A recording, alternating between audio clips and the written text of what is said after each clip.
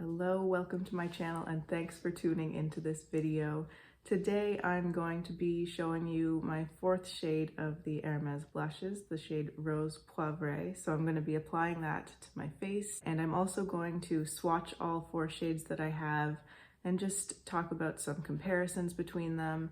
And I'm also going to pull out a few of my other blushes that I already have in my collection and do some comparisons with those as well. I'm also going to be holding my first giveaway in this video, so if you'd like to see the details on that and have a chance to win an Hermès blush in the shade Rose Poivré, just keep on watching. Okay, I wanted to start out with applying Rose Poivré.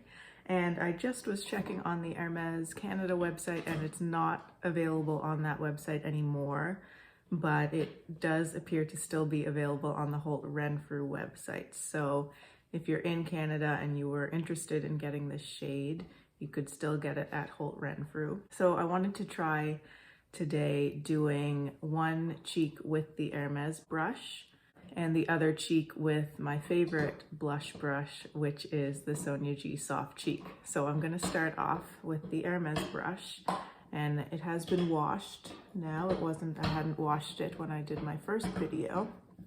And I do think that the washing kind of softened it up a little bit, but it still basically feels the same as it did when I first used it. So Hermès describes Rose Poivré as a soft pink that is at once vivid and understated, muted and elegant. So that's what they're telling us about that shade. And I'm going pretty heavy with my application here because I just want it to show up nicely. So that's what it looks like applied with the Hermès brush. And now I'm going to take my Sonia G Soft Cheek right into that powder and do my other cheek. So this brush gives a much softer application, I think, than the Hermès brush because it does have softer bristles. They're more flexible, so it's like more fluffy, and it diffuses more rather than concentrating the product like the Hermès brush does. It takes a little bit longer to build up.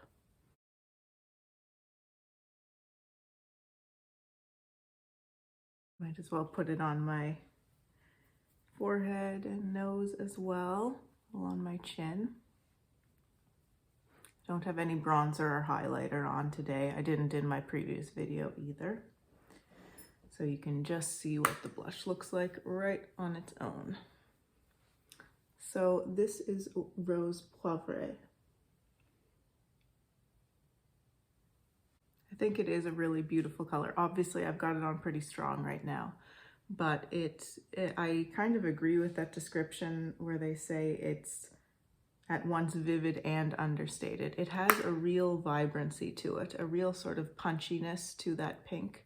I almost think it's more of sort of a warm pink, but at the same time, I think, especially with a lighter application, it has a naturalness to it, and it just blends so beautifully into the skin that I think that helps with that sort of understated kind of effect. Now, I should mention I have the lip enhancer in Rose Tan on again today. But today I have it with a lip liner. I've got the Makeup Forever Artist Color Pencil in the shade Endless Cacao lining my lips, and then I have this on over top. And I do really love this balm. I don't find it to be as moisturizing as a lot of my other balms, so like the Laneige lip balms, my By Terry Balm de Rose. Those I find to be more moisturizing than this one. But this one still feels nice on the lips, but you can tell that it is a matte finish. You can sort of feel that in the formula. But I love the way it looks, and I think the name lip enhancer is really appropriate for it because it just enhances your natural lips and just makes them look a little bit fuller, to have a little bit more color to them. So it's really, really beautiful. Now I wanted to do some comparisons among all four shades that I have now. And I went outside and I had swatches on my arms and I took some footage of them in sunlight. So I'm gonna try to put that up on the screen beside me while I'm talking about them, but I'm gonna swatch them again inside here. I've got my swatches here. So this one is Rose Ombré, Rose Plume, Rose Poivré, and Rose Blush. So if you look at them, I want to talk about Ombré first. They're obviously all variations on pink, but I do think each one has a distinct quality to it. Rose Ombré here, to me, this is the nude pink of the bunch. It has a little bit of sort of tawniness, a little bit of brown going on in the undertone, and a little bit of mauve too, I think. So it has an earthiness to it that I think the other shades don't have. So Ombré to me is the nude pink. The next one, Rose Plume. This is the cool pink of the bunch. This is the one that has a hint of blue in the undertone. And you can see when you compare it to the others as well that it just has a little bit more coolness to it. And to me, this is the most sort of, when I think of pink, this is like the most straight up version of pink. So that's Rose Plume. Now, next I have Rose Poivré. And this one, I think when I look at the swatches, it almost kind of looks like a combination of the other three shades.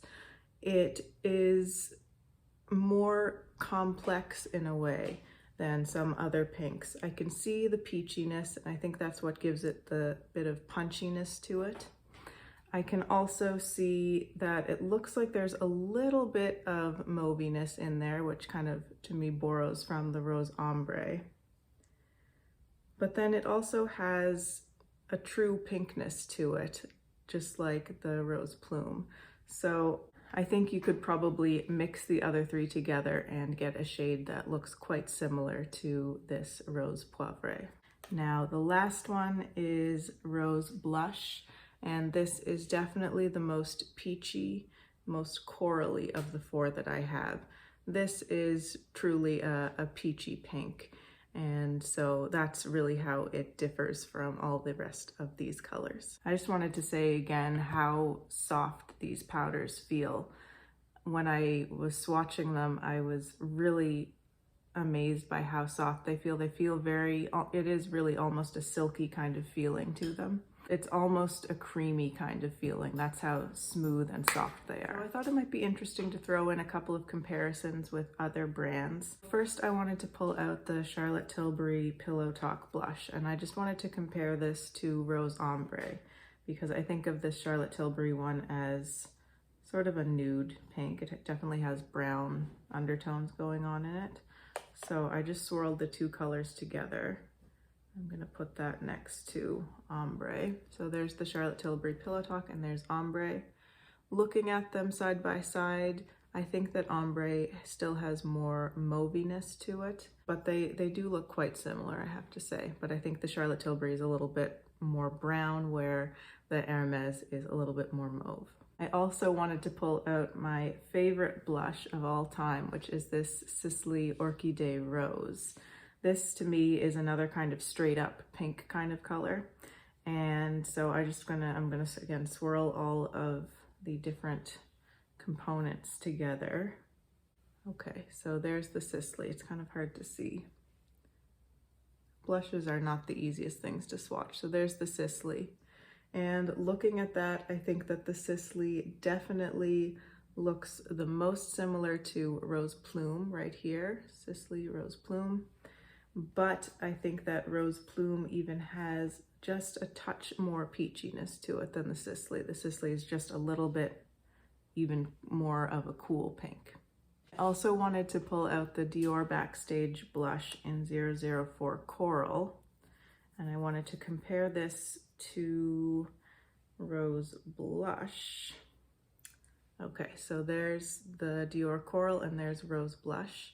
So these, again, I can see the similarities there, but the Dior is much more orange compared to the Hermès, which still has a good dose of pink in it.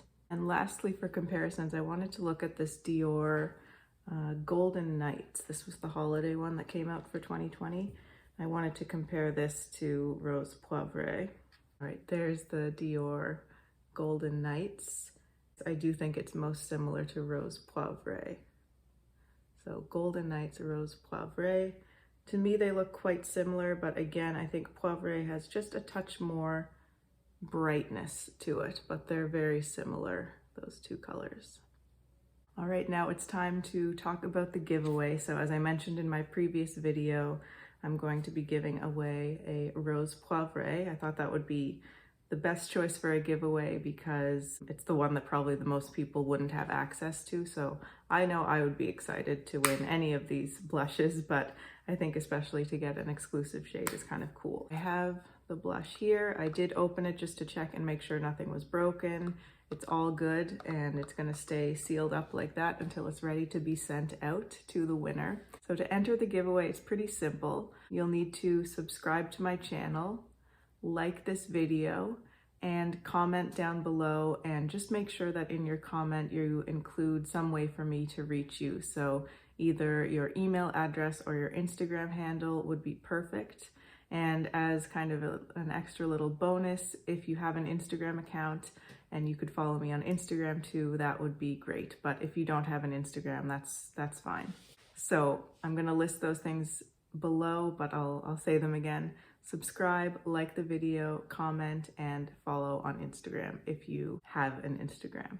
The giveaway is going to be worldwide, open to everyone, and I'm going to announce the winner in about 10 days time. So I'm going to write what the date is down in the description box as well, so everyone knows exactly when the giveaway is going to close. So I think that's about it for this video. Thank you so much for watching. I hope it was enjoyable for you and helpful if you're interested in these blushes, and I'm really excited for the giveaway. And I just want to say thank you again to everyone who has been subscribing and watching my videos and commenting and supporting me in any way. I really appreciate it so much. If you have any questions or comments, of course, I'd love to see those below. And if you'd like to see more from me and you haven't subscribed already, I would love for you to do so. Thank you so much for watching. Take care, and I'll see you in my next video. Bye.